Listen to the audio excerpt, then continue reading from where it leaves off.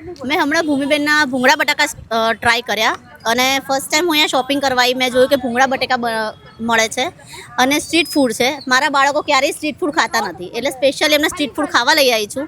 અને first time એમણે ભૂંગળા બટાકા ટેસ્ટ કર્યા મારા કહેવા પર, અને પર્સનલી બહુ જ મસ્ત છે. આવવું જોઈએ પબ્લિકને, 100% આવવું જોઈએ.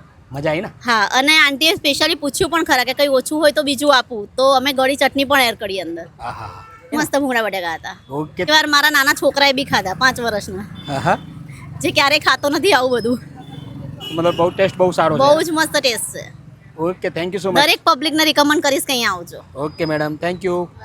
બટાકા ભૂંગળા રેડી. તો બેન આની કિંમત કેટલી છે? આની કિંમત 60 રૂપિયા.